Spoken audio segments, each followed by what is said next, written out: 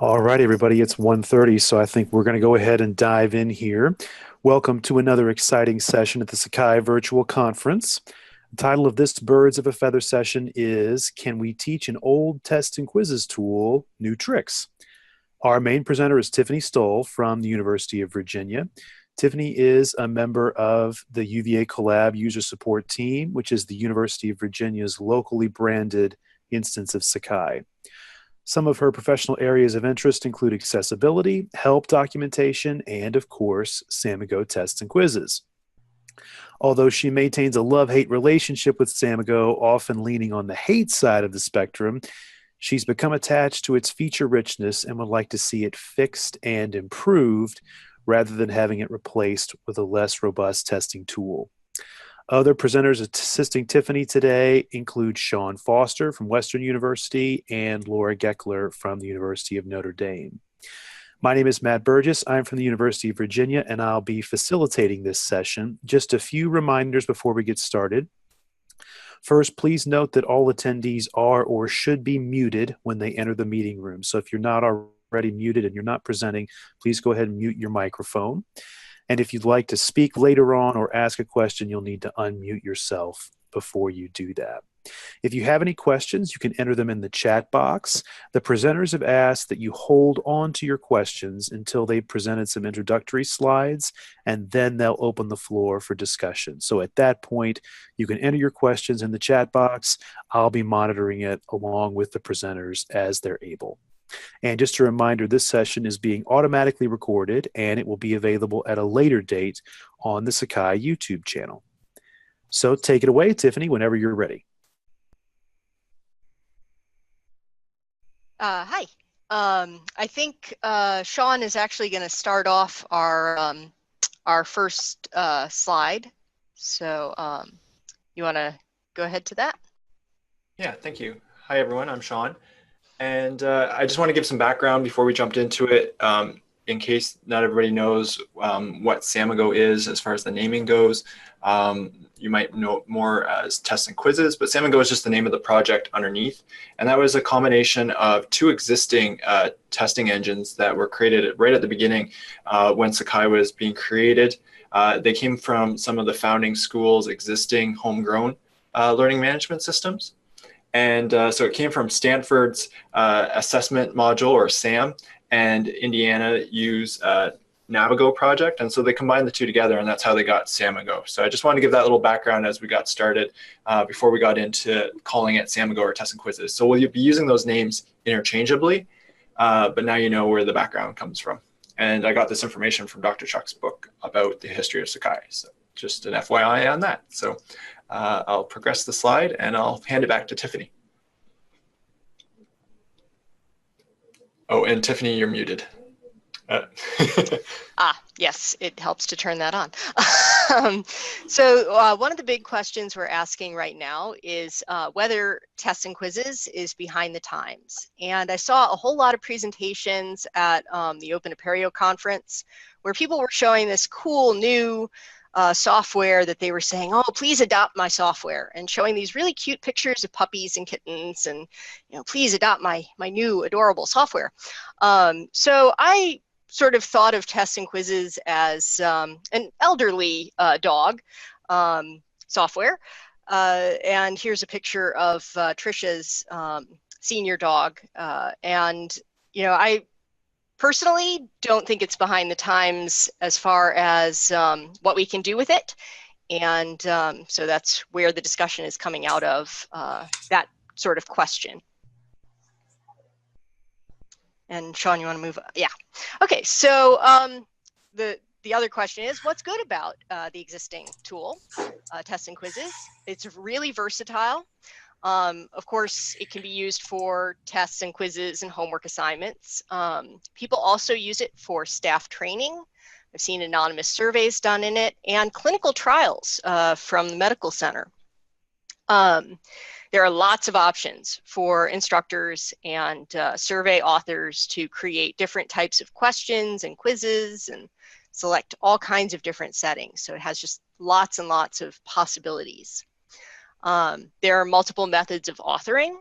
So you have just sort of the internal build with Assessment Builder, add a question setting. You can use markup text where you copy and paste some text in a box. Multiple methods of reusing assessments, so importing them into different sites and exporting and copying. And users can provide multiple entry points to assessments, depending how they want to structure their sites. So you can put a link in a lesson page, or you know, give a link in an email, something like that. And you know, there are other things I'm sure that we can all talk about in a bit. So moving on, I have a little quiz here, since we're talking about tests and quizzes. And the quiz is that, guess that number. So we're going to show you some numbers, and you know, you're welcome to put in the chat what you think they are. So the first number, and this may seem a little bit high, depending on your instance, this number can be customized. It's 14. It's a relatively small number. What is it? What does that represent? Yes, number of question types. So we have a few responses. The number of possible question types in tests and quizzes that can be found in tests and quizzes, more than most other learning management system quiz tools.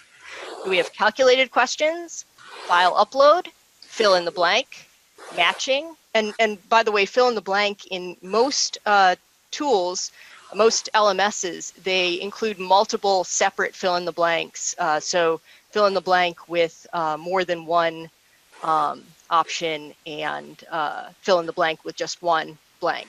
We have all of it collected under one type of question, fill in the blank. Matching questions, there's multiple choice single selection, and I actually separated this out from multiple choice multiple selection, because even though there's only one interface for adding them both, they are actually different question types with different scoring models in the code. Numeric response, which is sort of a fill in the blank with numbers. Short answer essay, student audio response, survey questions, the survey matrix of choices question, which is like a table where you select radio buttons. And of course, true, false. And then there are two types of questions that I've sort of relegated to the end because they have some issues. The hotspot question is the image map where you select parts of an image, and that has some accessibility issues. And extended matching, which is off by default because it actually has multiple, both accessibility and other issues. So moving on to the next number. This is a pretty big one. Over 317,760. Okay, so we have a guess, options and settings combinations. Yeah, combinations. Different combinations, okay. Laura, did you want to take this one since it was an instructor at Notre Dame who came up with these numbers?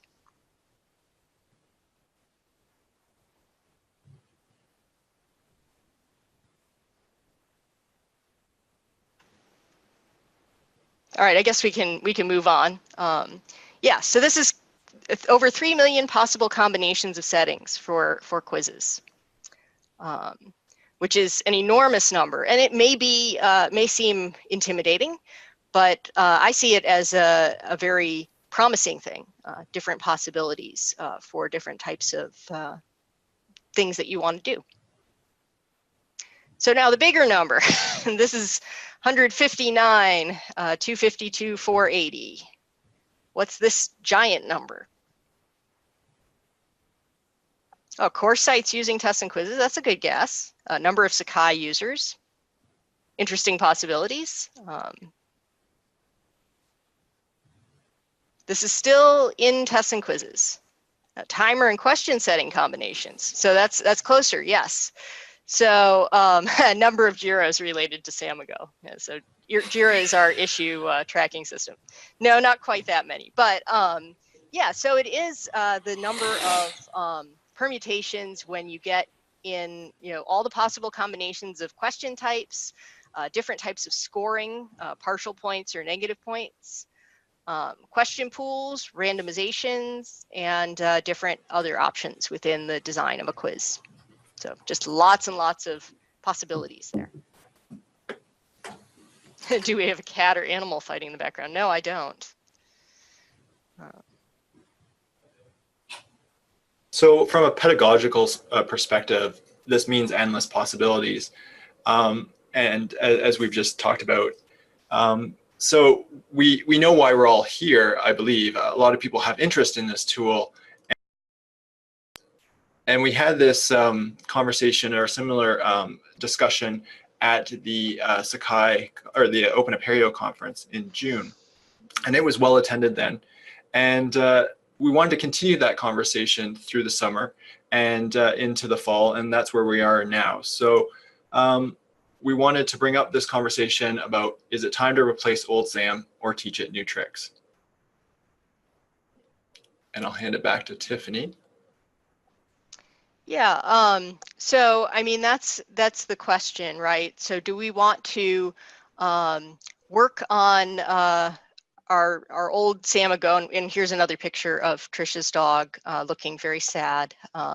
So hopefully we don't want to replace it, says the dog. But you know, so the question is, do we want to fix up that back end? You know, get rid of some of its fleas or bugs, and you know, help it with its arthritic old bones or code, and also add you know, new features and tools to it, or options to it, make it more usable interface and stuff like that. So as I mentioned, in June, we did have that birds of a feather discussion. Since then, there have been conversations that have come up on the mailing list to try to keep that conversation going. And there's been a lot of enthusiasm, and we can even tell by the number of participants even in this session today how popular this topic is. And thanks to Tiffany and some of the others in the community, they've started a weekly Jira triage, which has been very useful to go through all those existing open Jira tickets that are related to Samago, and to try to filter through and decide what needs or what issues are still out there and what can be done about them. And then there's constantly new and ongoing development, such as Diego's question tagging and searching, and David's quiz timers. So we appreciate you guys coming here today. We're going to try to give you a little bit more information about what we've been doing so far, and go into these points a little bit, and then we'll open her up to more of a discussion near the end. So I'll turn it back over to Tiffany to talk a little bit about the Jira triage that she's been doing.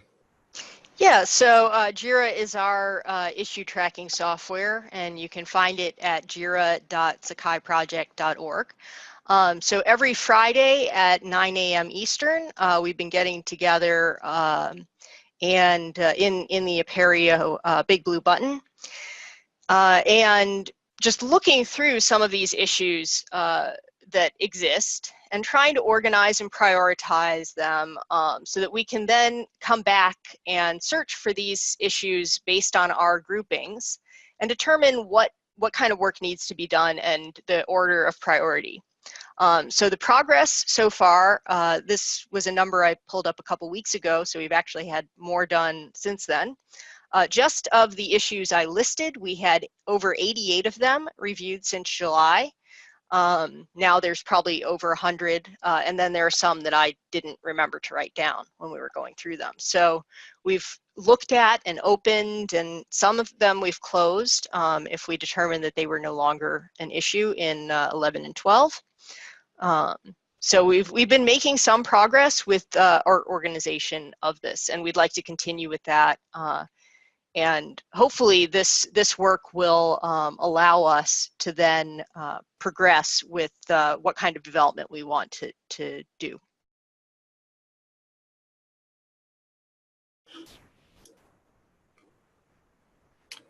But there are some next steps too that we can continue on top of that Jira triage. And here's just some that we've listed based on the conversations that we've had in the last 6 months. And those include a farm project. So this is there's a link up there to the Apereo farm site, and they have different areas there as projects progress through the farm process. And we do have Samago listed as a greenhouse project as something that we could get started, and that is already kind of started. but that we need to start focusing on what needs to be done, and then we can work on getting resources behind it. And FARM, for anybody that isn't aware of, is a way to allocate funds and resources. So it stands for Fund and Resource Management. Other steps might include having a monthly meeting about the future of Samigo and to discuss and continue with these sub-projects. Obviously, we're going to continue the Jira triage, the weekly Jira triage that Tiffany just mentioned, but maybe there's other projects that need to come out of the overall future of Samigo project, and we'll get into that in just a moment. But with those sub-projects, we might want updates on a monthly basis and keep things moving on with those. And then the biggest part is we need instructor and institutional input so that we can figure out a direction for this tool. So we wanted to ask, or we wanted to show some of the proposed changes that have been suggested over the last 6 months. And that includes conducting a usability review and improving the interface, and reworking the backend to modernize it. That includes the database and the code to help address some of those issues, because a lot of developers say that it's very difficult to work on that tool because of how complex it is and how out of date some of the parts are. 3 includes removing options and settings to try to simplify it and improve its stability. And 4 might be looking at adopting a completely different testing tool. And one of the examples in the community is Nimi, but what other tools are out there and what would be compatible with Sakai? So we wanted to get an idea from this group today as to what we should try to tackle first. I'm not sure, Matt, are you able to pull up the poll that we created? Sorry to put you on the spot. No, that's okay, Sean. No worries. But I don't see a link to the poll in any of my controls, unfortunately. Okay. Sorry. Are you able to claim host? I should be able to claim host, except that the code that Wilma gave me is unfortunately incomplete. So Wilma's looking for the right code right now. I'm sorry about that. So I guess maybe we'll ask the poll in a bit, or we can ask it in the chat. What do you think is the best? Should we wait and see if we can still launch the poll? Well, I guess that depends on how much other stuff you guys want to talk about. We can wait for a few minutes if you have some other things that you want to talk about first, or if you just want to do some things informally in the chat window, you can do it that way. I think it's entirely up to you guys. We're getting to the end of our initial introductory slides, and we were going to open it up to more of a discussion now. So I guess we could do that and then come back to the poll near the end, just as a more concrete numbers-based thing. But we could start the conversation now. Yeah, absolutely. That sounds good. Okay. Thanks. So just let me know when that poll is available, or if it is, and we'll come back to that later then. You got it. Will do. Thanks. So the other thing we wanted to ask is, are there things that we're missing? Like, these are just small conversations that have happened over the last 6 months, but maybe there's other things that we haven't captured yet. So we want to open it up to ask the audience here today, because it's this kind of a birds of a feather. It is a birds of a feather session that we want to open it up for a discussion. So if you have a microphone, or if you want to talk in the chat, please feel free to comment on this. Are there other things that we should look at for doing with Samigo that might not quite fall into these, or maybe elaborate on one of these other 4 points? So yeah, I'll open it up to the floor now.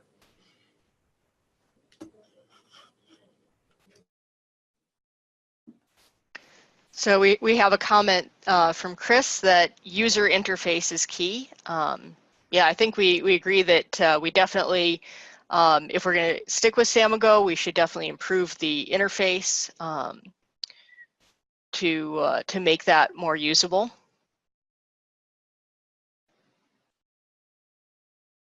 Ability to export data is a want from Allison. And a comment from Charles that adopting a new, less feature-rich tool would not go over well with instructors. And I think that's something we need to consider, especially if we're considering scrapping tests and quizzes and replacing it with something else, is the possibility that we will have less features. And how do we make that feature gap less of a gap? And the same thing with simplifying settings.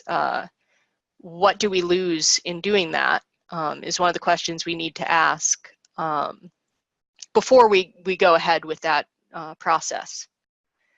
And also the ability to reuse content if we are switching to a different tool or drastically changing it such that it's a very different tool in the back end. Are we going to lose the ability to import those old quizzes that we've already got that instructors want to reuse?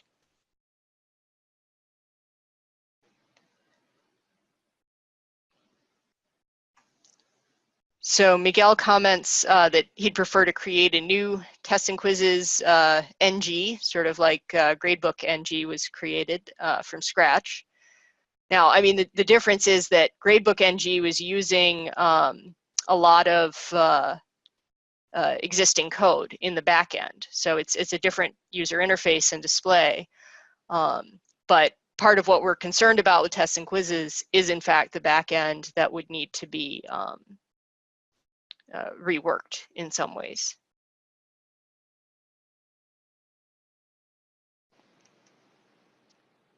And Chris brings up a good point that if we remove options, that's tricky because we shouldn't cut any features that whoever the user is, uses.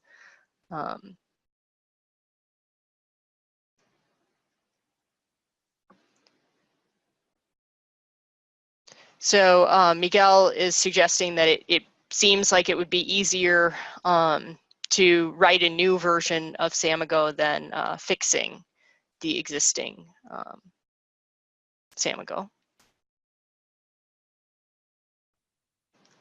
So I guess that's part of the question is, what do the developers think, right? Because how much does the back end affect what we can do with the user interface and what we can do with the changing of code? I know that's one of the problems in the code is that there's a lot of duplication of code, and a lot of times you make one change, it affects something somewhere else.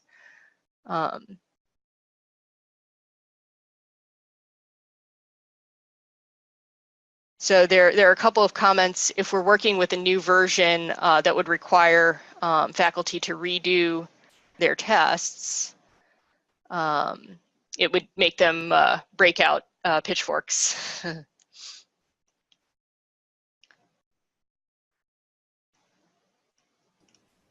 Yeah, there's a question there too about how much do important UX improvements depend on back-end revision. And that's an interesting point too, because of some of the back-end code is actually generating the front-end markup. So I would say that there is some dependency between the two there. And so by updating the back-end, it would help improve the front-end as well, I would think. I know during our, I'm sorry, I'm just unmuted because it'd be easier to say this and type it. Yeah, please. During our Birds of a Feather at Open Apereo, we talked about how we could do a revision on the back end by siloing the different versions or the different components. Has any work been done towards that? I haven't heard anything since. Can you remind me what they meant about siloing? So essentially right now, the properties for, say, the multiple choice questions ties into the properties for another component, I don't know, or fill in the blank. And if you change a setting in the background for one of them, it affects the other tools or the other portion of the tool. I think it was David from UVA had talked about wanting to go through and silo the tools so that A, they were more modular, so they could be improved individually, and B, so that we could actually know what we're working with a little better. Yeah, I think that's something we need to consider too, is the ability to break apart its different sections or features and make them more independent from one another, so that if say an institution turns off a certain question type, it won't impact the ability to use another question type, for example. Or if you want to add a different format for scoring, it could be done question specific, as opposed to impacting the whole, everything in the tool.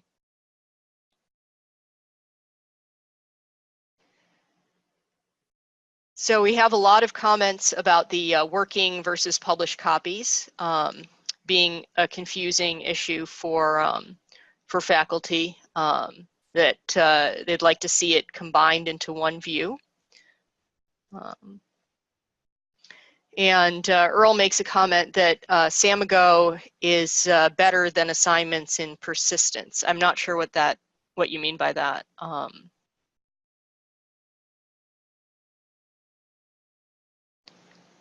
Someone was asking about comparing the work that's being done on assignments in the back end to improve its code to what type of method we'd want to use for cleaning up Samigo.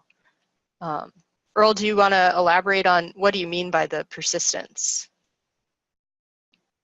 Sure. My comment was mostly directed that the assignments backend is an XML doc type backend, where Samigo is a relational model. So just the new assignments backend moves to a relational model, which would be obviously put it on par with Samigo's persistence.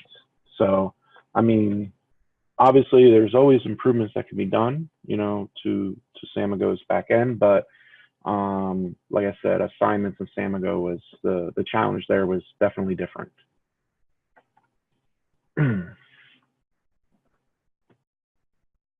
Yeah, right. It's a kind of a different problem, I think, with the back end of Samigo, but it's going to be less work dealing with the existing back end, but the front end is more of the problem with Samigo. But, yeah, I would side with Matt on that as well. But having published and unpublished is a problem for the back end as well as for the front end and the users. That's the biggest, I guess, database problem with Samigo is it requires a ton more logic just because of the published and unpublished design they went with at the beginning. Mm-hmm. So I guess one of the questions I have is if we were to get rid of that published unpublished distinction, currently we have things that use the working copies, like duplicating tests to new sites and stuff like that, to protect student data that ends up in the published copy. Excuse me, did I say it happens anyway?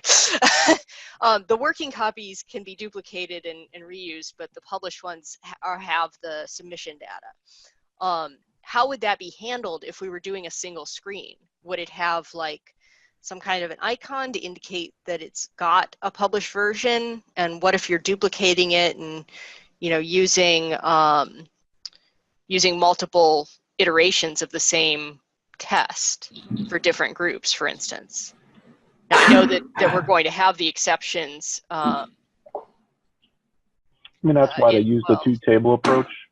That's why they did the two-table approach, because once a working copy can be changed, right? So you can't set like a published flag on that table, because if you're making changes to it, you're essentially, in some ways would be modifying the the same instance that could be published for example. So what would happen is if it's published, you can't make changes to it anymore, right?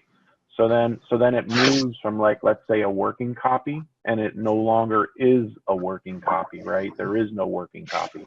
Once you publish it, then it switches to the published pane, and it disappears from the working copy pane, right? And what you're just trying to do there is you're using the same, basically the test and quiz is what you're doing, right?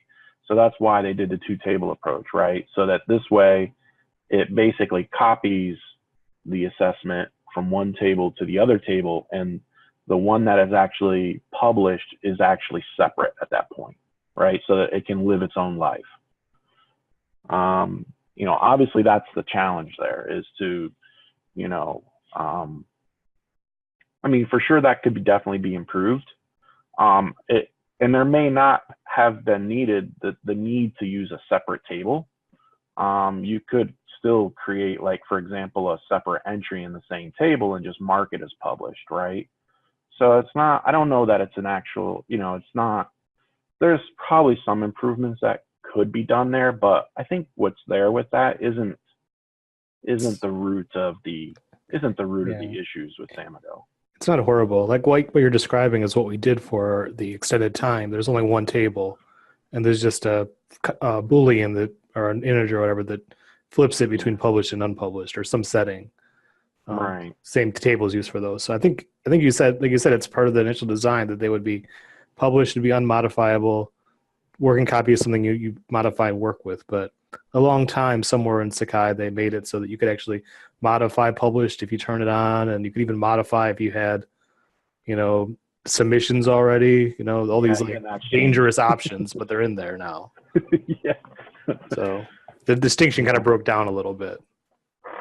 Sure did. Yeah, I mean, the other question is, how would you handle the random draw test? Because when a random draw test from a question pool is created, what it does is it pulls in one of each instance of each question when it goes to published copies, and each question becomes its own sort of entity in that published copy. I would think that that could be another complication with having a single you know, set of tests on one screen if they aren't separate tables somewhere. Well, you could have them. You could have them be. All you have to do is create different copies and associate them with the correct assessment, right? So, for example, if we were to use a single table approach, right, you would create assessments in the same table, whether they're working or published, and there would just be this discriminator value that would say whether it's published or not, right? When you start to create questions, and the way that those random questions work is it duplicates those questions. It's the same thing. You just associate them with the correct assessment, right? But you can create them in the same table. You know, again, that's not an issue or anything like that. It's mostly just, I don't, going back to this, I don't think that this separate table is, let's say, a major root problem, right? I think it's a minor one, to be honest. I think the biggest problem with it is you have to duplicate everything. Any code, any feature you change. So it's kind of a technical debt. If you write something for the working copy, you got to write it for the published in the code and the database, and you know, and everything. A developer, you want to add a new feature. It's right. I agree with you. It would have been nice if that was a little bit better. Obviously, when they use Hibernate, you can still have one set of code and point to two tables too, and have a discriminator value on that. So you could have even a single source of the code, and you could tell Hibernate, hey, the way that this join table works, instead of using a single table, I'm going to be using two tables. And Hibernate will even still figure all that out for you. And you could have a single source for the code. So you wouldn't even have to have like that particular case. So that could be an improvement, right? I mean, I'm definitely saying that there definitely could be improvements around the service and some of that. But again, I don't think that Samigo's most immediate issue. I mean, there's some things you can look at in the service to improve. That's for sure. But I don't think its most immediate major, like, glaring issue is like this table structure stuff. Yeah. What would you say is your number one concern with Samigo from a development perspective? I'm seeing in the chat too that people are very happy that we have some developers here to talk this out as well. So thank you to the two of you for discussing this. But what, from your perspectives, what is the major one or two big issues for Samigo in like 30 seconds? Just conscious of our time. Sure, I'll start. I think the UI definitely needs to be upgraded. It's using a very old library, and that is subject to its own problems. We need to get that UI updated to newer libraries. I definitely think there could be some improvements around some of the way the services in Samigo are organized in Spring. There is some bad associations between what's in the tool and what's in the service. So I think a little bit of that needs to be solved. And I think then there's also the QTI stuff. I think that the QTI, the stuff around serializing between QTI, I think we need some improvements there to, to kind of, bring us up to the newer spec and and that kind of stuff. So I think those are some of the topics that would be more, be important. Awesome. Thank you very much. Did you have anything else to add, Matt, to that list? No, we talk about this list and it's kind of the stuff that comes up, and I don't know what it is falling behind. It's the UI is 10 years old. The Hibernate stuff Earl talked about, it uses patterns that are old, and QTI is old. So there's just stuff that needs really updating in there. Yeah, for sure. So a lot of that would go under steps 1 and 2 here that we have on the screen. I've been just told that our poll option is working again, so I thought we could maybe try this out. I'm just going to go back a slide here to go back to our 4 main options. Are you able to launch that now, Matt? Matt B? Oh, is everyone able to see that poll? So it's kind of a condensed version of the options that we have on the screen or on the slides. But yeah, if you don't mind just voting, it doesn't mean we wouldn't get to any of these other ones, but which of the proposed changes to Samigo that we have listed here do you think we should focus on first? And I'm just trying to get some sense from the audience today as to where we should put our first effort towards. Sean, while they're doing that, I'll just make one last little plug. A lot of people that use Sakai out there, they use like Samigo or they use a tool and they're like, oh yeah, this is great. It would be nice if it only did this. And maybe they contract with someone or they do it in-house, the feature to create this new feature. Very few people actually look at, go out and say, hey, instead of like adding something new, can we make something that's there a little bit better? There's very few projects like that in Sakai to say, hey, can we make this better?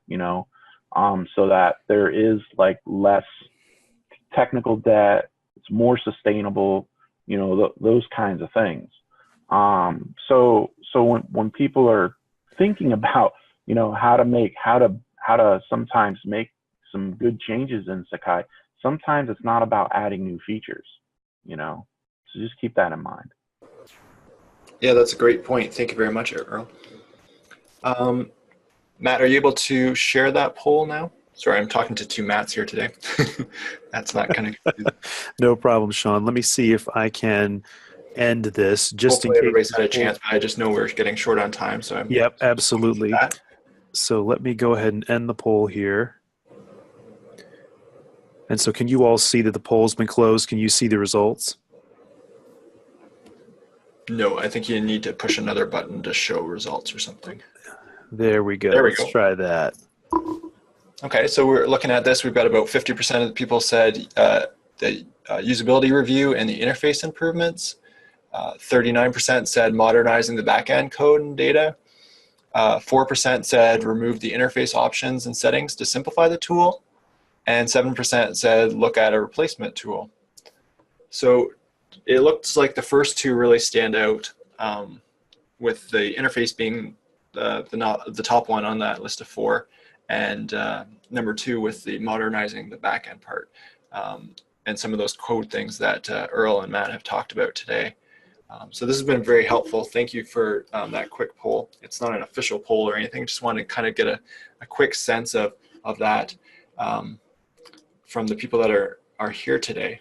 I'm just going to jump to a slide here about how would you guys like to get involved? How would everyone that's here today like to get involved with this project? Or do you even want to get involved? And what parts can you do? And I'm conscious that we only have about a minute left, but going forward, just put in the chat if you have any ideas, or feel free to talk on the mic. But we're looking to see if anyone here today is looking to be involved in this, and how you would like to get involved. No commitments or anything, just ideas.